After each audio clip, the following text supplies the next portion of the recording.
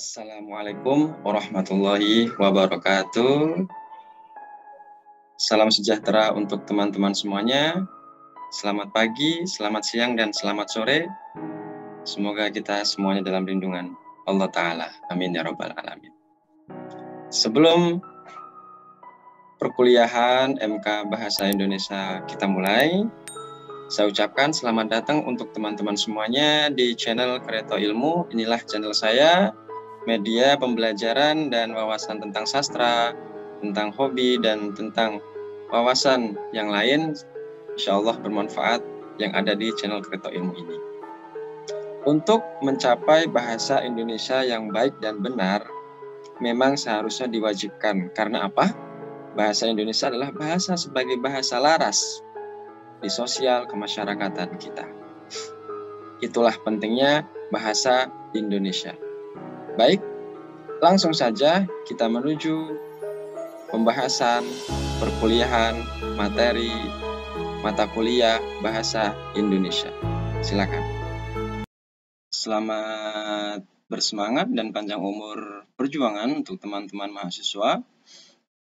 Kita di pertemuan pertama ini atau pertemuan perdana membahas tentang hakikat bahasa Indonesia yang dimana terdiri atas definisi, sifat bahasa, dan sebagainya. Sebagainya di sini nanti di pertemuan selanjutnya pasti teman-teman penasaran, ke depan pasti saya akan terangkan satu persatu. Kita akan fokus kepada hakikat bahasa Indonesia. Definisi bahasa adalah sistem lambang bunyi yang menggunakan simbol-simbol vokal atau bunyi ujaran yang bersifat arbitrer. Arbitrer itu artinya mana suka, yang dapat diperkuat dengan gerak-gerak badaniah yang nyata. Jelas, bahasa itu sebuah sistem yang komunikasi. Tanpa bahasa, kita tidak dapat berkomunikasi. Nah, bahasa juga menggunakan simbol atau bunyi-bunyi vokal. Vokal itu Anda tahu pasti ada A, I, U, E, O, dan tentu dilengkapi dengan konsonan-konsonannya. Dan setiap bahasa, setiap kita berkomunikasi, otomatis kita akan menggerakkan badan kita, dimulai dari mata, kening, mata, hidung, kuping, atau mungkin saja kaki, apalagi tangan.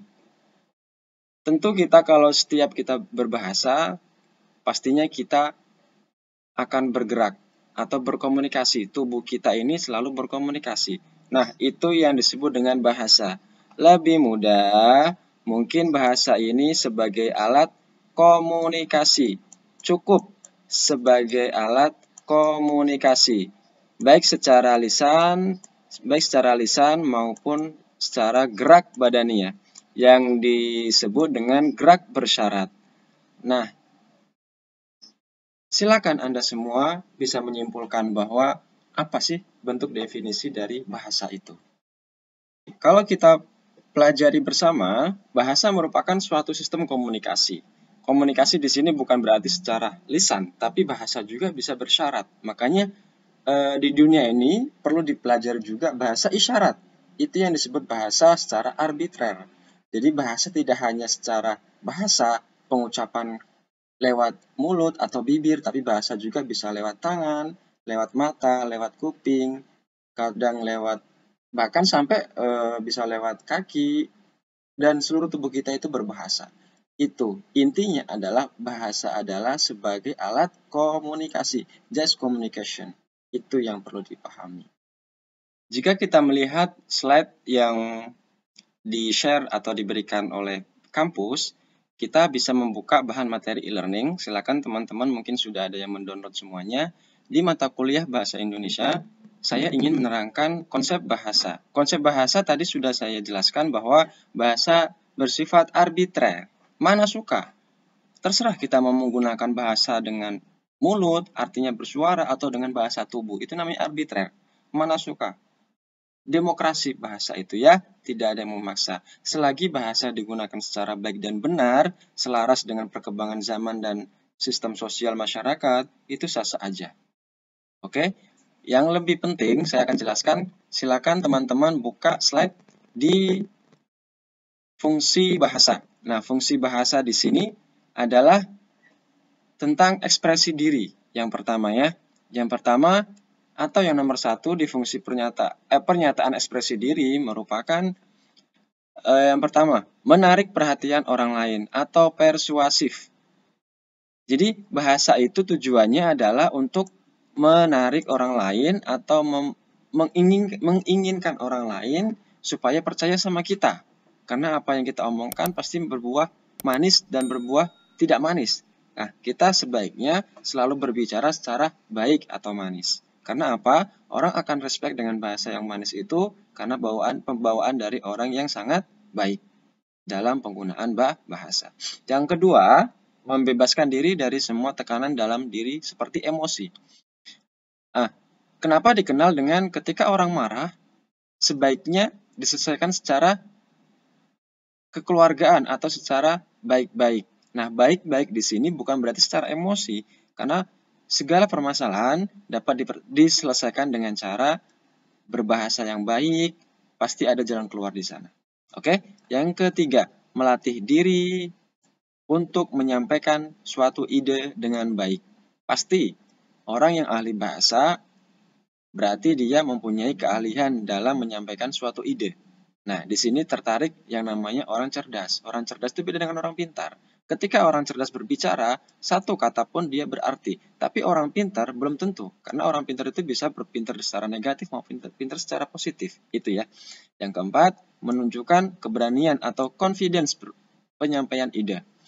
Di sini perlunya, ketika seorang presenter membawakan berita, membawakan suatu acara, pasti dia confidence. Tidak menjadi presenter, jangan sekali-kali teman menjadi presenter kalau tidak mempunyai bahasa yang tertata. Itu kegunaan bahasa. Oke, lanjut. Setelah fungsi pernyataan, ekspresi diri, saya langsung menuju ke bagian halaman yang bawah. Silakan teman-teman scroll ke bawah. Di sana ada fungsi bahasa Indonesia sebagai bahasa negara. Ini ya, ini bisa dikatakan, kenapa sih Pak kita harus belajar bahasa Indonesia? Itu kan bahasa kita sendiri, bukan seperti itu maksudnya. Kenapa kita harus belajar bahasa Indonesia? Karena kita memang diwajibkan untuk mempunyai jati diri sebuah bangsa. Kita bisa membuat bangsa kita bangga karena kita mempunyai bahasa kita sendiri. Tidak semua warga atau rakyat Indonesia itu mempunyai bahasa Indonesia yang baik dan benar. Maka dari itu, bahasa di sini ada namanya bahasa secara bahasa lisan, ada secara bahasa teknis. Kalau lisan pasti kita paham cara penyampaian orang melalui bahasa Indonesia.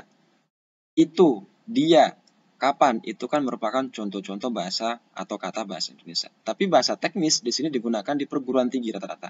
Dan nantinya teman-teman ketika lulus dari perguruan tinggi atau kuliah, bisa teman-teman aplikasikan di perkantoran atau di tempat-tempat kerja secara profesional. Seperti pembuatan proposal, pembuatan pengajuan surat keputusan, pengajuan surat intern kantor, eksternal kantor, itu semua menggunakan bahasa teknis secara bahasa Indonesia yang baik dan benar. Oke, lanjut. Fungsi bahasa Indonesia sebagai bahasa negara. Yang pertama, bahasa resmi kenegaraan tentu. Bahasa kita sudah dari 72 tahun merdeka, bahkan kelak nanti akan merdeka terus sampai entah kapan Tuhan Yang Maha Esa akan mengambil bangsa ini, atau Tuhan Yang Maha Esa nanti membubuhkan hari akhir, tentunya kita harus memiliki bahasa resmi kenegaraan. Inilah kenapa bahasa kita harus dijunjung setinggi-tingginya supaya tidak menjadikan bahasa yang punah, dikalahkan dengan bahasa asing. Yang kedua, bahasa pengantar resmi di lembaga-lembaga pendidikan. Tentu, teman-teman mustahil jika teman-teman tidak ada bahasa Indonesia, teman-teman tidak paham tentang pengantar dosen menyampaikan seperti apa, atau mungkin ada dosen internasional yang membawakan alur bahasa Inggris atau bahasa Arab atau bahasa luar negeri atau barat, pastinya menggunakan bahasa pengantar bahasa resmi Indonesia terlebih dahulu atau translate ya. Kemudian ketiga, alat penghubung. Yang ketiga itu alat penghubung pada tingkat nasional bagi kepentingan menjalankan roda pemerintah dan pembangunan bangsa atau pembangunan bahasa Indonesia dipakai dalam hubungan antar badan pemerintah dan penyebar luasan informasi kepada masyarakat. Perlu kita sadari bahwa negara kita itu negara kompleks, negara yang penuh kaya dengan adat dan istiadat, kaya dengan tipikal masyarakat. Tentunya semua orang di pedesaan pun pasti paham dengan apa sih kalau jika kita berbicara bahasa Indonesia terhadap mereka. Tapi kita belum tentu tahu, misalkan kita di luar daerah orang tersebut, pasti kita belum tentu tahu atau mengerti dan mengetahui maksudnya bahasa daerah tersebut. Makanya kita dipahamkan dengan orang pedalaman tersebut dengan bahasa Indonesia atau bahasa Ibu Pertiwi. Pasti sedikitnya pun mereka paham tentang bahasa apa yang kita sampaikan. Dengan apa? Dengan bahasa Indonesia. Itu yang bisa diambil amannya kalau kita berkomunikasi di pedalaman atau di luar jangkauan wilayah kita. Tentunya di daerah-daerah pedesaan dan lain sebagainya. Oke, yang terakhir, keempat, alat pengembang kebudayaan, pemanfaatan ilmu pengetahuan, seni, serta teknologi modern. Tentu, kalau kita melihat perkembangan iptek di era sekarang, kita pasti harusnya menggunakan bahasa iptek selayaknya bahasa yang memang kita mengerti. Bahasa ilmu pengetahuan teknologi itu tidak bisa dicapai dengan bahasa jika tidak menggunakan bahasa Indonesia. Maka dari itu, teman-teman harusnya bisa mempunyai suatu prosedural atau prosedur. Ketika mempunyai prosedur itulah kita bisa menggapai suatu ilmu yang kita inginkan. Contoh, ketika teman-teman beli laptop, pastinya kan teman-teman bertanya, prosedur penggunaan laptop seperti apa? Yang pertama, dibuka laptopnya, kemudian diinstal softwarenya. Nah, software pun teman-teman pasti memerlukan bahasa Indonesia. Minim sekali jika teman-teman tidak mempunyai keahlian berbahasa Inggris atau mengetahui arti atau makna bahasa Inggris, teman-teman bisa paham bahwa laptop tersebut bisa digunakan secara software dan hardware. Itu ya. Makanya di semua apapun bentuk perkembangan iptek, pasti ada namanya Google Translate. Nah, di sini digunakan teman-teman pasti untuk mudah menggunakan bahasa Indonesia daripada bahasa Inggris, itulah. Nah, dari situlah kegunaan bahasa secara pemahaman. Untuk bahasa teknis, ke depan pasti ada namanya materi tentang cara penulisan proposal, cara penggunaan konjungsi, frasa, dan parafrasa, dan lainnya. Kita akan bahas di lesson selanjutnya. Dari saya cukup sampai di sini, mudah-mudahan bermanfaat, dan tentunya teman-teman bisa mengerti dengan tujuan mengerti sedikit asal bermanfaat, itu lebih baik daripada hanya menonton saja tapi tidak paham apa yang ingin diberitakan atau ingin dipahaminya. Itu ya. Oke.